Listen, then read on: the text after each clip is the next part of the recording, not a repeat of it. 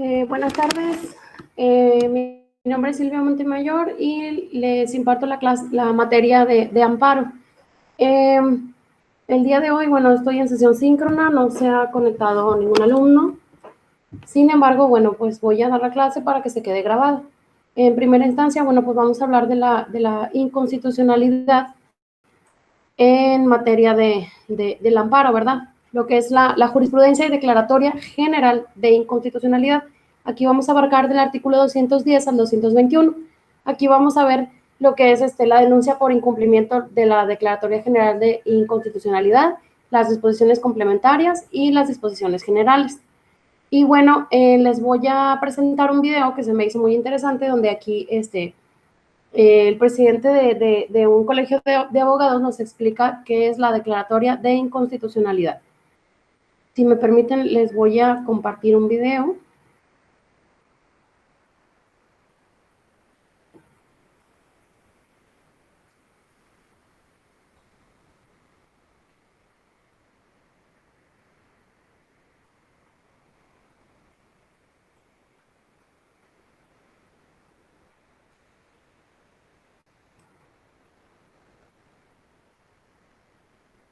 A ver, un segundo.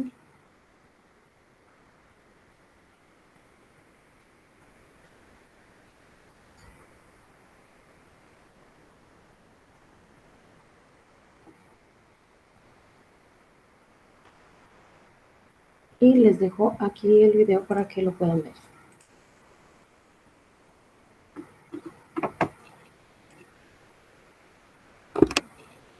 Muchas gracias, Gustavo. Gustavo es coordinador de la Comisión de Amparo y de Derechos Fundamentales del Ilustre y Nacional Colegio de Abogados, y vamos a tratar con él un tema que, si bien ha pasado un poco desapercibido en cuanto al mundo jurídico, sus implicaciones tienen muchas consecuencias pues en el ámbito literalmente de toda la población, como es la Declaratoria General de Inconstitucionalidad.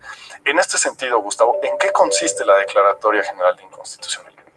Pero la declaratoria es un procedimiento previsto en la Constitución, en virtud del cual se analiza jurisprudencia reiterada, bien sea emitida por las salas de la Corte, bien sea desde luego por el Pleno de la Suprema Corte, o inclusive por los tribunales colegiados de circuito del país, para analizar si puede subsistir o no una norma que fue objeto de análisis en dichas jurisprudencias en relación con la Constitución. En este caso, Gustavo, ¿cuáles son sus efectos ya una vez llevado a cabo este proceso? ¿Qué efectos tiene esta declaratoria?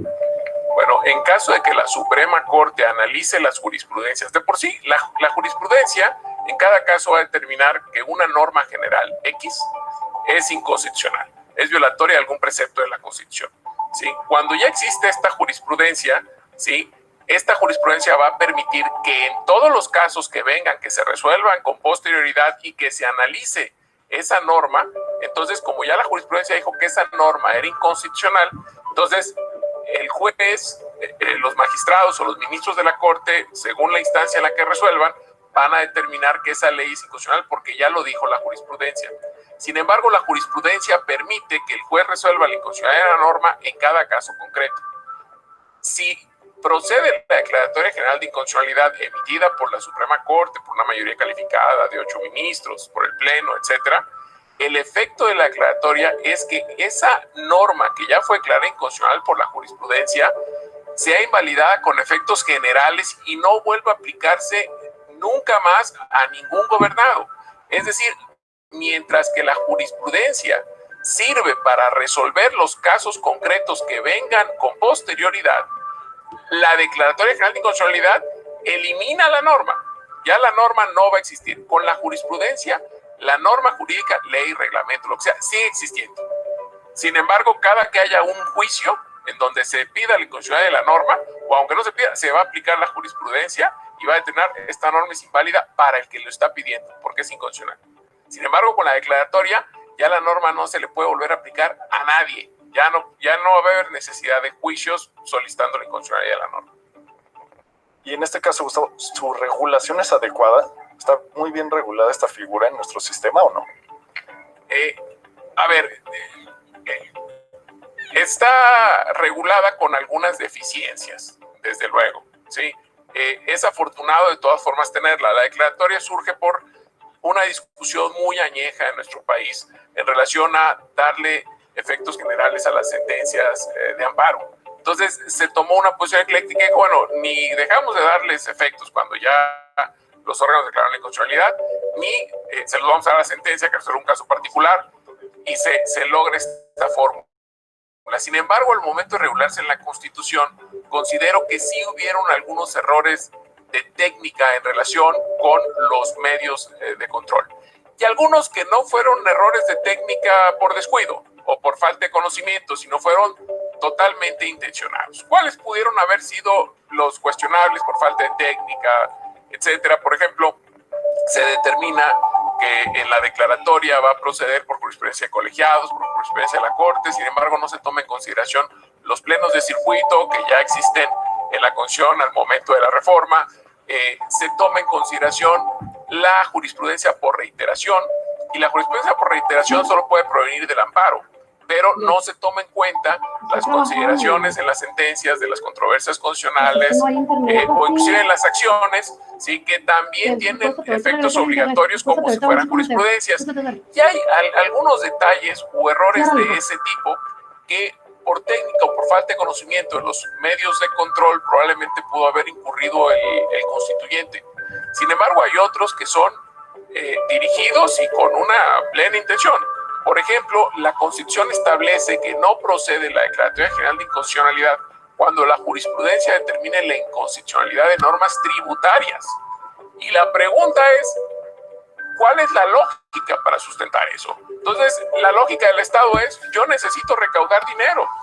Y entonces que, aunque declaren inconstitucionalidad mi ley, no la pueden anular con efectos generales, lo cual es una aberración porque no se desconoce la necesidad del Estado de, a través de contribuciones u otro tipo de obtención de recursos, pueda sostenerlo. Sin embargo, nada justifica la violación a la Constitución y ninguna norma, tributaria o no tributaria, o del carácter que sea, puede prevalecer si es contraria a la Constitución y sobre todo si existe un procedimiento a través del cual se pueda anular esa norma jurídica. Bueno, pues queremos agradecer al licenciado Gustavo por recibirnos, por explicarnos estos pormenores. Muchas gracias, Gustavo, por compartirnos tus conocimientos. Al contrario, muchas gracias a ti, Jesús, y a tu auditorio. Buenas tardes. Pues muchas gracias y pues estén pendientes de la colaboración del licenciado Gustavo de Silva.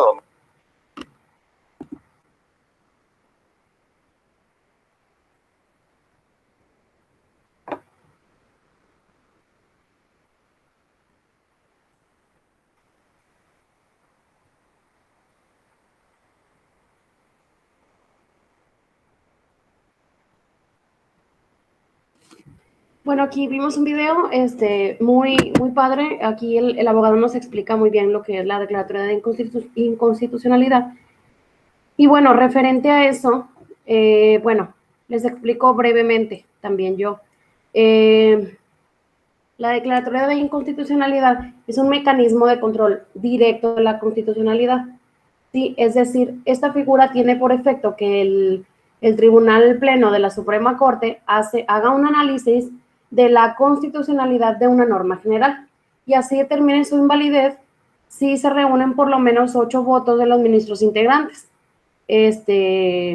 tal como acontece en una acción de inconstitucionalidad. Así, una vez que se determine esa invalidez, permítanme.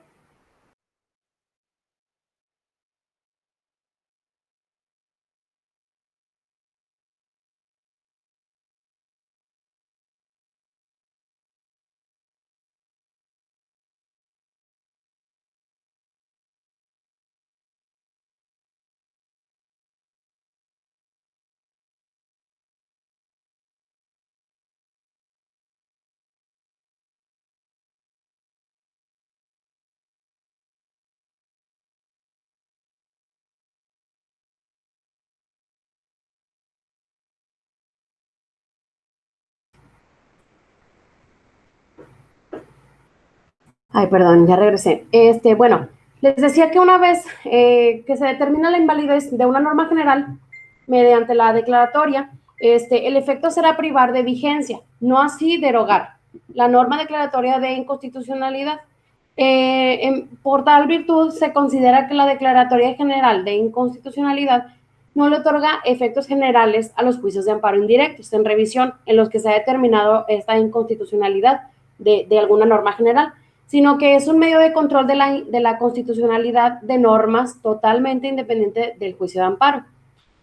Bueno, también es cierto que también se condiciona el ejercicio de este mecanismo a que existen juicios de amparo resueltos con anterioridad, tal como, bueno, lo vamos a estar viendo, ¿no? En el transcurso del curso. Bueno, otro de los conceptos que yo quería mencionarles es lo que es la jurisprudencia. La jurisprudencia, bueno, es el conjunto de sentencias y demás resoluciones judiciales emitidas en un mismo sentido por los órganos judiciales de un ordenamiento jurídico determinado. Tiene un valor fundamental como fuente de conocimiento del derecho positivo, con el cual se procura evitar que una misma situación jurídica sea interpretada en forma distinta por los tribunales. Esto es lo que se conoce como el principio unificador o unificado. Se entiende por jurisprudencia a la doctrina establecida por los órganos judiciales del Estado. Por lo general es el Tribunal de la Suprema Corte de Justicia. Bueno, aquí les decía que jurisprudencia es una doctrina establecida por los órganos judiciales que se repite en más de una resolución. Esto significa que para conocer el contenido completo de las normas vigentes hay que considerar cómo han sido aplicadas en el pasado. En otras palabras, la jurisprudencia es el entendimiento de las normas basado en las sentencias que han resuelto casos anteriores basándose en estas normas. Entonces, una forma de unificar los criterios que tuvieron los juzgadores en juicios pasados, bueno, pues se unifica de cierta manera con una jurisprudencia, ¿sí? Para no entrar en mucha controversia. Y bueno, vamos a ver un poquito lo que nos concierne, lo que es la ley de amparo. Bueno, aquí nos toca ver del artículo 210 al 221. Y sí, bueno, el artículo 210 nos dice, bueno, que nos menciona cómo se deberá hacer la denuncia de esta Declaratoria General de Inconstitucionalidad. Y bueno, nos dice que la denuncia podrá ser ante un juez de distrito que tenga jurisdicción en el lugar donde el acto deba tener ejecución.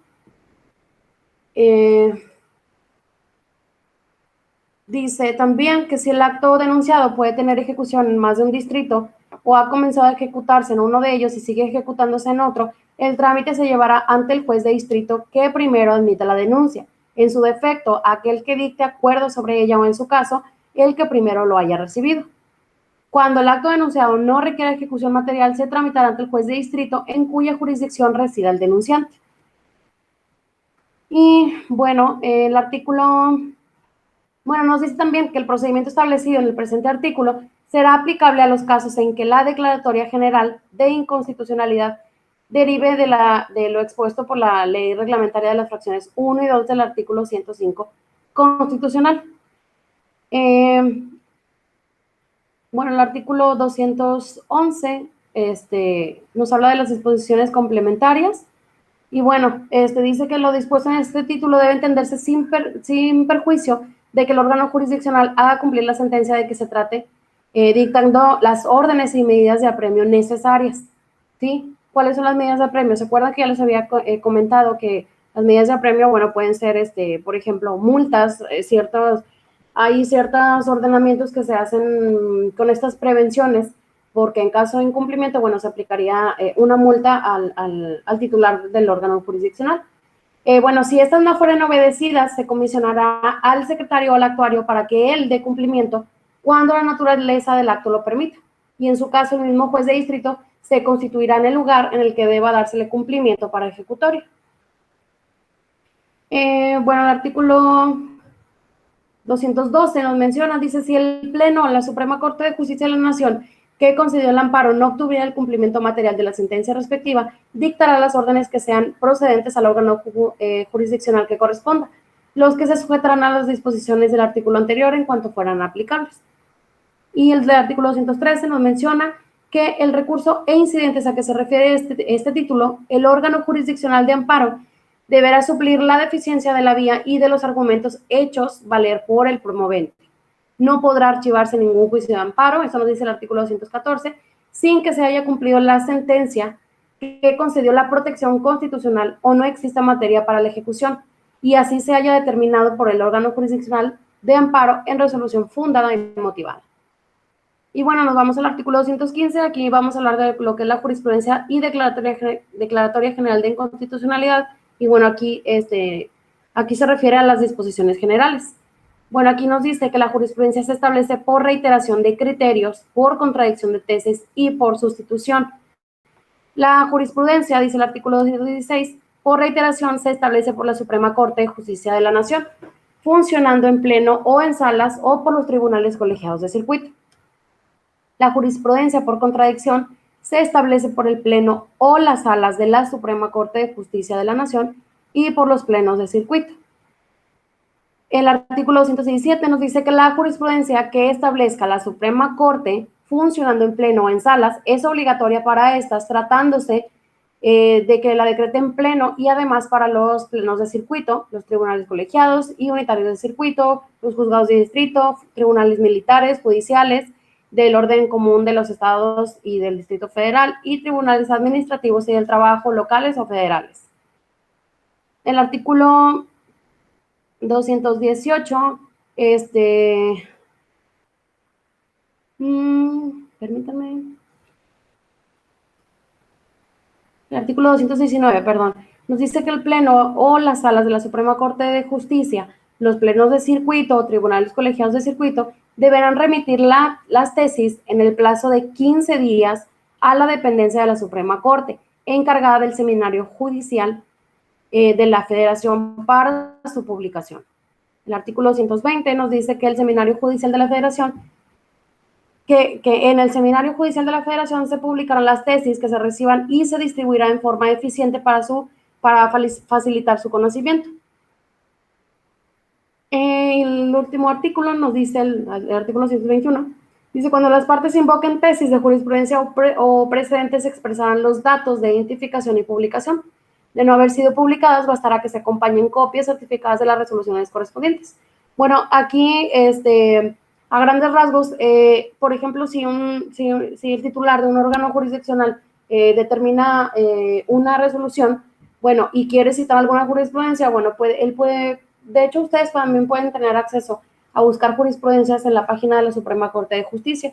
Ahí vienen opciones para buscar las tesis según la materia, según los delitos, que puedan adecuar los titulares del órgano jurisdiccional a aplicar a la resolución que esté, pues sí, ¿verdad?, a la que se esté buscando, que le pueda ayudar a tener un criterio, pues para su deliberación, para dar su veredicto en la sentencia. Entonces, este es un tema muy sencillo. Las preguntas también, pues, se las hice de una manera muy, muy sencillas. Y bueno, pues espero que lo hayan entendido de una mejor manera. Y bueno, pues si tienen alguna duda, pueden mandarme un mensajito y con gusto les contestaré. Y bueno, bueno, por mi parte es todo. Y bueno, que descansen.